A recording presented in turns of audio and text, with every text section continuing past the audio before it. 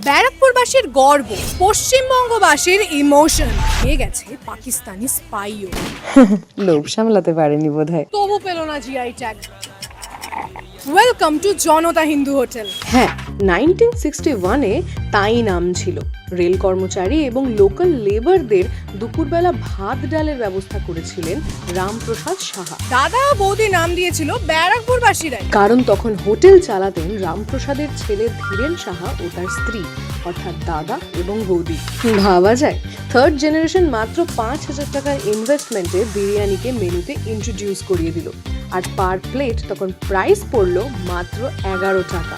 আর এখন 7 তলা মল পুরোটাই বিরিয়ানি, যা ভারতে আর কোথাও নেই। এমন স্বাদও কোথাও নেই।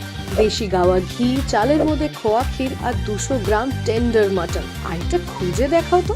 2021-এর ম্যাসিভ টার্নওভার ছিল 15 কোটি, আর 2024 থেকে 25-এ 80 কোটি। 400% গ্রোথ ইন 4 ইয়ার্স। এবার হুকটা একটু ইলাবোরেট করি। মে 2025 অ্যারেস্ট হলো food blogger Jyoti Malhotra. Suspect of UP police যে Jyoti is connected with Pakistan high commissioner staff identified as Ehsan ul Rahim, who is already expelled from India. জ্যোতি স্বীকার করে ব্যারাকপুর মিলিটারি মুভমেন্টের পোটেনশিয়াল ইনফরমেশন নিতেই সে এখানে আসে অ্যাবাউট অপারেশন সিন্দুর। কিন্তু এই ঘটনায় সঞ্জীব সাহা ও রাজীব সাহা, মানে এখনকার যারা থার্ড জেনারেশন ওনার, তারা জানায় যদি কোর্টে হাজিরা দিতে হয় তাহলেও দেব, কারণ দেশ সবার আগে, ব্যবসার থেকেও আগে।